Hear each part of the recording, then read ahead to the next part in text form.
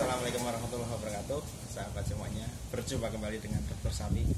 Sahabat semuanya, mudah-mudahan kita diberikan kelancaran. Siang kali ini saya akan membahas sesuatu terkait dengan sapi pengemukan ataupun sapi breeding. Nah, mungkin di antara kita, di antara pemerintah kita, mungkin ada anggaran pusat ataupun daerah, ini kerap ada bantuan-bantuan ternak.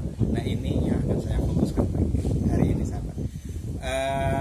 Kita melihat beberapa fenomena ketika memang sapi-sapi yang didatangkan menggunakan spek yang seperti apa. Sahabat semuanya, sebelumnya saya sudah menjelaskan terkait tentang penyakit-penyakit yang berhubungan dengan transportasi atau shipping fever. Dan kemudian 1 bulan lalu saya juga menjelaskan tentang enterotoksemia. Ini ada kaitannya semuanya. Jadi mudah-mudahan ini bisa menjadi evaluasi. Kalau pengadaan sapi baik pakan atau indukan, ini diusahakan jangan menggunakan spek berat badan. Karena apa? Karena masyarakat kita belum siap. Ketika memang kita menggunakan spek berat badan, ini biasanya peternak-peternak yang mungkin berperilaku kurang bagus ini akan menjual ternaknya dalam kondisi dia dikenyangkan dulu, dikenyangkan, diberikan makan enak, dan ini yang berpotensi menyebabkan overeating disease, pemberian dedak, comboran yang berlebihan, atau memang sengaja untuk diberikan gelonggongan, maaf, mungkin barangkali ada, ini akan berpengaruh buruk pada sapi-sapi yang akan dipelihara oleh kelompok ataupun masyarakat. Ada namanya overeating disease.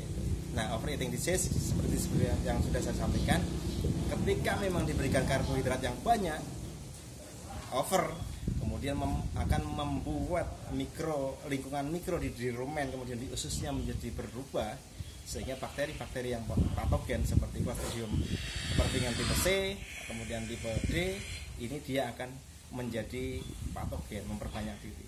Ketika memang sudah ada Clostridium perfringens tipe D, ini yang membuat dia akan menghasilkan toksin yang namanya epsilon toksin.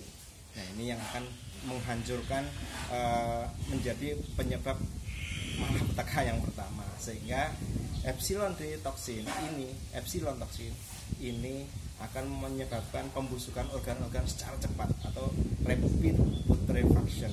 Nah, seperti ini. Nah, contoh ketika memang ada pengiriman sapi dari jarak jauh, mungkin dari lintas pulau, kemudian contoh dari Bali, kemudian dikirim ke Lampung atau ke Sumatera, dengan perjalanan seperti itu, dalam kondisi dia sebenarnya lingkungan pencernaannya tidak nyaman-nyaman saja.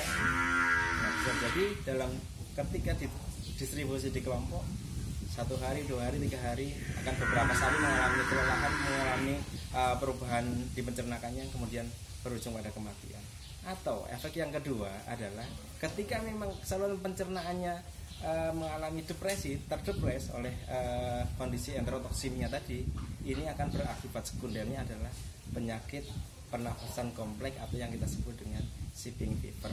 Nah, sahabat semuanya, ini mudah-mudahan menjadi koreksi kita semuanya.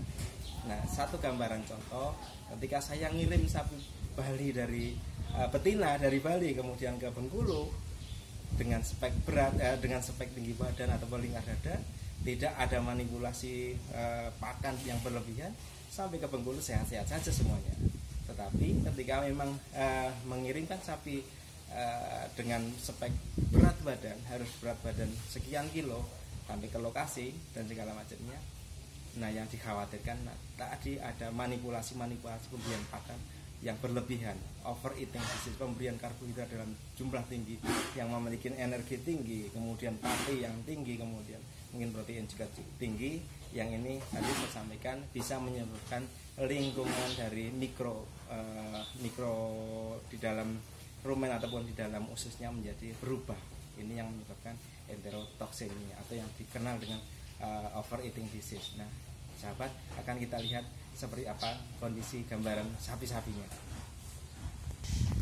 Nah, sahabat semuanya, ini contoh-contoh sapi yang diproyeksikan untuk pengemukan.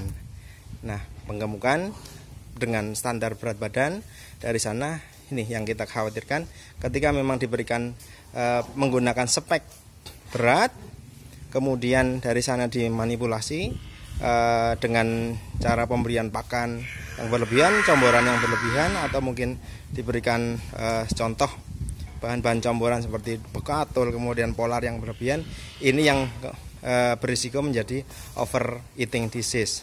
Nah, sahabat semuanya, ini harus hati-hati. Berbeda ketika memang sapi-sapi diberikan spek hanya tinggi badan ataupun lingkar dada, rata-rata tidak ada pemaksaan dalam pemberian pakan, sehingga sapinya sampai kelompok akan lebih sehat-sehat secara alaminya seperti itu. Ini sahabat.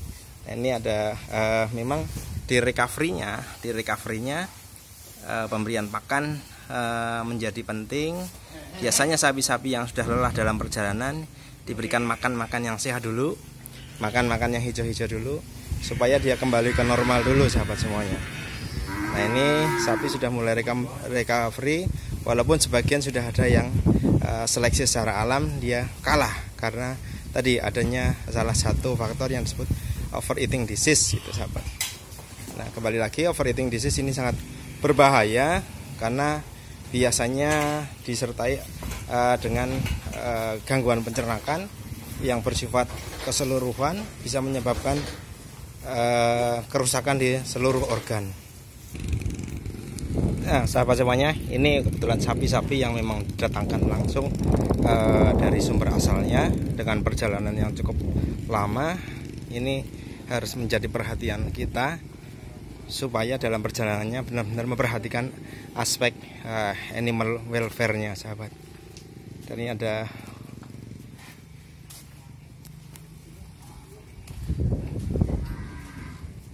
nah, sahabat semuanya, tadi kita sampaikan bahwa memang salah satu kendalanya adalah penyakit yang ditimbulkan adalah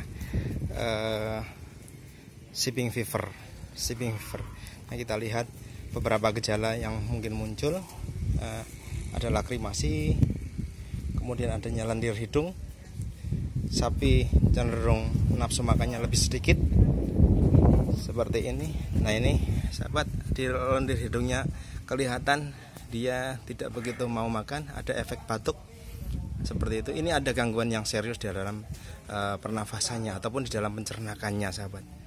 Nah, jadi ketika memang harus seperti itu, memang hanya bisa diantisipasi dengan antibiotik yang pas. Bisa menggunakan penisilin, kemudian spiramisin, atau dengan marbofloxacin, sahabat. Ini cukup efektif. Tetapi kalau penanganannya terlambat, paru-paru sudah menjadi sepsis, menjadi namanya pneumonia granulomatosa, ini akan menyebabkan kematian yang fatal. Ini sapi-sapi yang terdeteksi adanya shipping fever. Nah, sahabat semuanya, ini juga sama. Ini nafsu makannya masih cukup sedikit, pemulihannya juga belum terlalu, sehingga memang sahabat semuanya, ini harus menjadi perhatian kita semuanya, supaya ketika mungkin dalam pembentukan spek nanti, ketika memang untuk kelompok-kelompok penerima bantuan, sebaiknya menggunakan spek tinggi badan ataupun lingkar dada. Karena kalau menggunakan berat badan, maka yang dikhawatirkan adalah adanya manipulasi pemberian pakan yang kaya karbohidrat secara berlebihan, yang menyebabkan overeating disease atau enterotoksimia, yang disebabkan karena lingkungan dari pencernaan sendiri menjadi tidak baik. Tingginya glukosa, tingginya karbohidrat dimanfaatkan oleh bakteri-bakteri komensal, namanya Clostridium perfringens tipe C, tipe D, untuk berkembang biak. Ketika dia berkembang biak banyak, menjadi patogen, menghasilkan toksin-toksin yang dia akan membuat hancur usus atau saluran pencernaan. Kemudian dia akan dibawa melalui peredaran darah, akan membuat organ-organ lainnya menjadi rusak juga. Terjadi perlekatan paru-paru ke torak atau ke diafragma, atau menjadi salah satunya juga hati menjadi membesar dan menjadi rapuh. Nah, sahabat semuanya, mudah-mudahan ini menjadi pelajaran buat kita semuanya, menjadi evaluasi buat kita semuanya, supaya program-program yang kita canangkan akan berhasil, supaya efektif dan kemudian bisa dipertanggungjawabkan dengan baik, bermanfaat bagi masyarakat, bagi taraf hidup masyarakat, dan pengembangan populasi sapi yang ada di Indonesia. Sahabat, sekian dari saya, terima kasih. Jangan lupa subscribe di Dokter Sapi, share kalau mudah-mudahan video ini bermanfaat. Sekian, assalamualaikum warahmatullahi wabarakatuh.